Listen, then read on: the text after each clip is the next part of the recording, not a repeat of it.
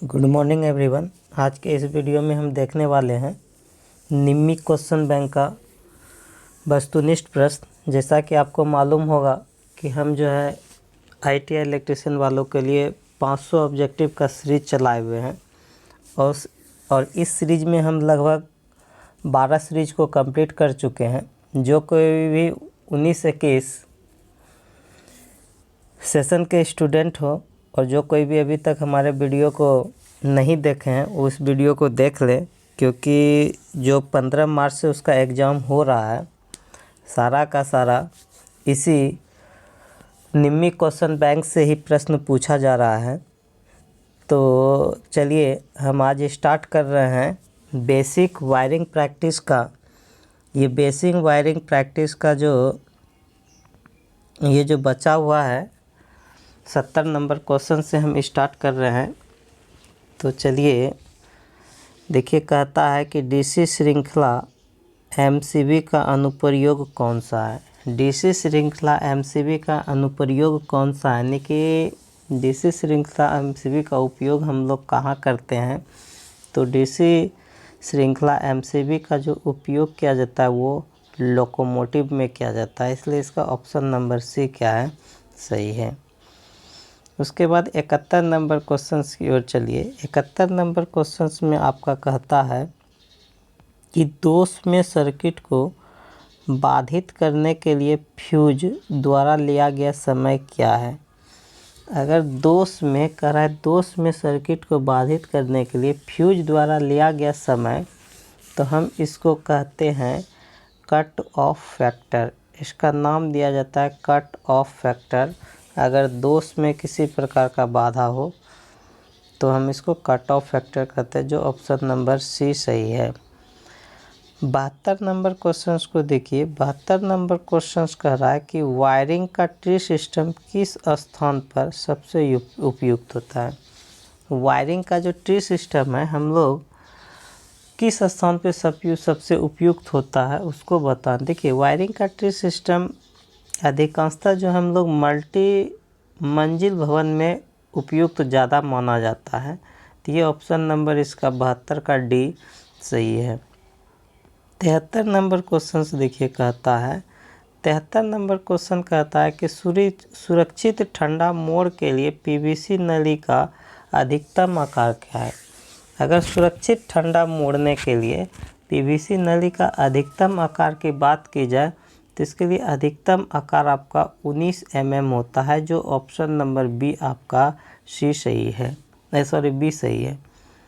74 number question से देखिए। 74 number question कह रहा है कि होम थिएटर वायरिंग और पावर वायरिंग के लिए अलग अलग वायरिंग की सिफारिश क्यों किया जाता है।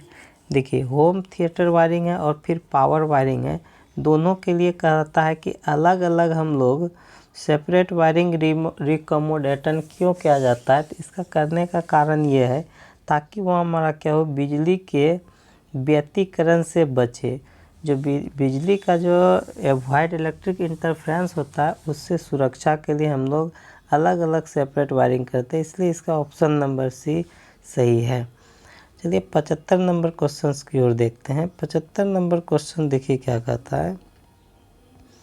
75 नंबर क्वेश्चन देखिए। 75 नंबर क्वेश्चन में कह रहा है कि प्रकाशीय परिपथ का क्या नाम है। इस प्रकाशीय परिपथ का नाम बताना है। जैसा कि ये फिगर देख रहे हैं, तो ये देखिए यहाँ पे जो है ना ये लैंप है, ये सब जो देख रहे हैं ये लैंप है, और ये मेरा 2 वे स्विच है और ये मेरा सिंगल वे स्विच है।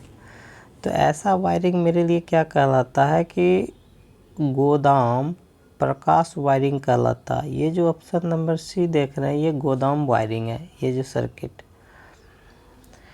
उसके बाद चलिए हम लोग 76 नंबर क्वेश्चंस की ओर। कह रहा है कि कंड्यूट को मोड़ने के लिए किस उपकरण का उपयोग किया जाता है। यदि हम लोग को कंड्यूट को मोड़ना है, जिसको आप पाइप नाम देते हैं, प्लास्टिक PVC, उसको कंड्यूट को मोड़ने के लिए हम लोग हिक्की का प्रयोग करते हैं, जो ऑप्शन नंबर A सही है। नेक्स्ट जो 77 नंबर क्वेश्चन, जैसा कि आप लोग को स्क्रीन पे दिख रहा होगा कि MCB का विस्तार क्या है? एमसीबी का विस्तार पूछा जाता है। देखिए, अक्सर हम लोग घरों में एमसीबी यूज करते हैं और इसका नाम है मिनिएचर सर्किट ब्रेकर। देखिए, ये सिंगल पोल भी होता है, 2 पोल भी होता है और ट्रिपल पोल भी होता है, तो इसीलिए इसका ऑप्शन होगा बी, एमसीबी का, मिनिएचर सर्किट ब्रेकर। नेक्स्ट चलिएगा 78 नंबर क्वेश्चंस की ओर। 78 नंबर क्वेश्चंस क्या कहता है? ईएलसीबी का उद्देश्य क्या है? ईएलसीबी का, देखिए, इसका फुल फॉर्म होता है अर्थ लीकेज सर्किट ब्रेकर और इसका उद्देश्य है मॉनिटर अवशेष धारा को देखना। ये क्या करता है? मॉनिटर द रेजिडुअल करंट को देखना। अर्थ लीकेज सर्किट ब्रेकर, जो इसका बी सही है। अगर किसी भी सर्किट में अर्थ दोष होता है तब हम वहाँ पे अर्थ सर्किट ब्रेकर का यूज करते हैं और यही सबसे अच्छा सर्किट ब्रेकर होता है। 79 की ओर देखिए। 79 क्वेश्चन में कहता है कि आगत बिजली आपूर्ति में प्रदान किए गए फ्यूज कट का उद्देश्य क्या है? ठीक है ना। आगत कहता है इनकमिंग और पावर सप्लाई के लिए हम लोग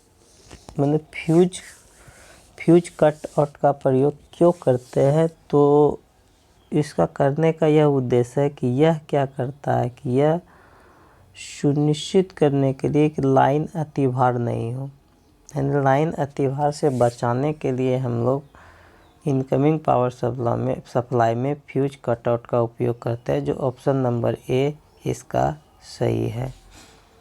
उसके बाद चलिए 80 नंबर क्वेश्चन की ओर। 80 नंबर क्वेश्चन कहता है कि डाई स्टॉक सेट का क्या उद्देश्य है? देखिए, डाई स्टॉक सेट जो है ना, कोई भी सिलिंड्रिकल पाइप होता है उसमें हम लोग एक्सटर्नल थ्रेड बनाने के लिए करते हैं, यानी कि बेलनाकार पाइप पर बाय थ्रेड काटना हो, तभी हम लोग इसका उपयोग करते हैं डाई कास्ट का। अक्सर आप लोग देखे होंगे चापानल अगर कहीं पे भी हम लोग गड़वाते हैं तो अगर उसमें अगर हमारा गुना जो बोलते हैं वो ख़त्म हो जाता है, तब हम वो डाई कास्ट का उपयोग करते हैं। 81 नंबर क्वेश्चन कह रहा है कि सीलिंग रोज को सामग्री के किस वर्गीकरण में वर्गीकृत किया है? सीलिंग रोज को, तो सीलिंग रोज हमारा जो है ये आउटलेट एसेसरीज के अंतर्गत आता है, जो ऑप्शन नंबर आपका ए सही है। उसके बाद चलिए 83 नंबर क्वेश्चन की ओर। 82 नंबर क्वेश्चन देखिए। 82 नंबर क्वेश्चन क्या कहता है कि वायरिंग इंस्टॉलेशन में परिपथ आरेख का क्या उद्देश्य है? वायरिंग इंस्टॉलेशन में परिपथ आरेख का क्या उद्देश्य है? तो इसका उद्देश्य ये होता है कि किसी विशिष्ट कार्य के लिए सर्किट का योजनाबद्ध कनेक्शन को दिखाने के लिए वायरिंग इंस्टॉलेशन में परिपथ आरेख का यही उद्देश्य होता है कि किसी विशिष्ट कार्य के लिए हम लोग क्या करते हैं, किसी विशिष्ट कार्य के लिए सर्किट का योजनाबद्ध कनेक्शन दिखाने के लिए, जो ऑप्शन नंबर डी आपका सही है। उसके बाद देखिए 83 नंबर क्वेश्चन कहता है कि एल श्रृंखला एमसीबी के साथ कौन से विद्युत उपकरण प्रदान किए जाते हैं? एल श्रृंखला के लिए, तो एल श्रृंखला के लिए हम लोग क्या करते हैं, एयर कंडीशनर का उपयोग करते हैं, जो ऑप्शन नंबर सी सही है। उसके बाद 84 नंबर क्वेश्चन देखिए। 84 नंबर क्वेश्चन कहता है कि घरेलू वायरिंग इंस्टॉलेशन में लूपिंग बैक विधि क्यों पसंद की जाती है? तो घरेलू में कह रहा है कि लूपिंग बैक क्यों पसंद की जाती है, तो इसका कारण क्या है? इसमें हम लोग कोई अलग से जोड़ का उपयोग नहीं करते हैं, यानी no separate joint are use, जो इसका ऑप्शन नंबर क्या होगा, बी सही है, लूपिंग सिस्टम करने का। उसके बाद चलिए 85 नंबर क्वेश्चन देखिए क्या कहता है कि प्रदर्शित एक्स का क्या दर्शाता है? ये जो एक्स देख रहे हैं ये क्या दर्शाता है? तो ये number of wire run on the limb. Limb में लिम्ब पर तारों की संख्या को दर्शाता है एक्स, जो ऑप्शन नंबर आपका ए सही है। उसके बाद चलिए 86 नंबर क्वेश्चन। 86 नंबर क्वेश्चन जैसा कि आप देख रहे हैं, कहता है कि वायरिंग विधि का क्या नाम है? इस वायरिंग विधि का नाम बताना है। तो ये वायरिंग विधि जो ये देख रहे हैं, आपको याद ही करना पड़ेगा इस विधि को। तो कहता है looping back method. Looping back method, जो ऑप्शन नंबर बी सही है। उसके बाद चलिए 87 नंबर क्वेश्चन। 87 नंबर क्वेश्चन में आरेख का नाम बताना है। जैसा कि देखिए इधर क्वेश्चन देख रहे हैं 87 नंबर, इस आरेख का नाम बताना है। तो ये आरेख का नाम जो है आपका ये आपका स्टेयरकेस वायरिंग है, जो ऑप्शन नंबर ए सही है। उसके बाद चलिए 88 नंबर क्वेश्चन।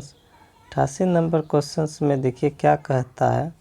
88 नंबर क्वेश्चन में कहता है कि रिले का प्रकार क्या है? ये रिले के प्रकार के बारे में पूछ रहा है। तो ये रिले इलेक्ट्रोमैग्नेटिक रिले है, जो ऑप्शन नंबर डी सही है।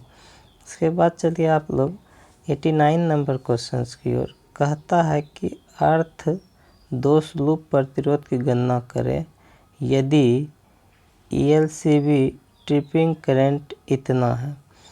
अर्थ दोष का कह रहा है कि गणना करना है यदि उसमें ट्रिपिंग दोष इतना है। तो आप लोग जानते हैं दोष की गणना करने के लिए तो V is equal to IR। तो V आपको पता है कि सप्लाई वोल्टेज हम लोग 230 लेते हैं, और I का वैल्यू क्या है मेरे पास 30 माइक्रो है। तो 10 टू द पावर यहाँ ऊपर लेके जाएंगे तो ये 3 होगा। इसको सफल कैलकुलेट कीजिए तो ये क्या होगा 3 6 का 18। तो जब आप इसको यानी कि लगभग आपका कितना आएगा 30 मिली एम्पीयर कर अर्थ fault loop impedance if the earth leakage दिया हुआ है। तो इसके लिए जो है आपका 16.1 ये 66 होगा, जो ऑप्शन नंबर सी सही है।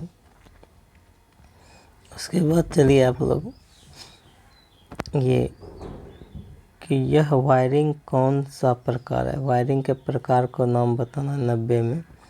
ये वायरिंग का प्रकार, ये वायरिंग के प्रकार को पूछ रहा है कौन सा प्रकार का वायरिंग है।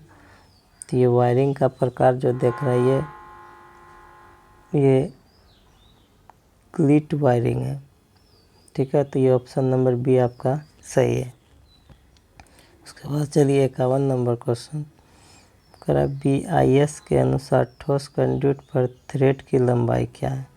तो BIS के अनुसार कठोर कंडक्ट पर थ्रेड की लंबाई होता है 11 से 27, जो ऑप्शन नंबर बी सही है। 92 नंबर क्वेश्चन को देखिए, कह रहा है कि गैस टाइप विस्फोटक स्थापना के लिए किस प्रकार कंडक्ट का उपयोग किया जाता है? तो गैस टाइप विस्फोटक के लिए हम लोग रिजिड स्टील कंडक्ट का उपयोग करते हैं, ठोस इस्पात कंडक्ट, जो ऑप्शन नंबर बी सही है। उसके बाद चलिए 93 नंबर क्वेश्चन, सर्किट ब्रेकर का कार्य क्या है? सर्किट ब्रेकर का कार्य है ब्रेक को सामान्य स्वचालित रूप से तोड़ना। सामान्य स्थिति में स्वचालित रूप से तोड़ना। 93 का क्या होगा सी। तो चलिए आज के वीडियो को यही समाप्त करते हैं। फिर 93 से जो है ना नेक्स्ट डे हम देखेंगे। जो कोई विद्यार्थी हमें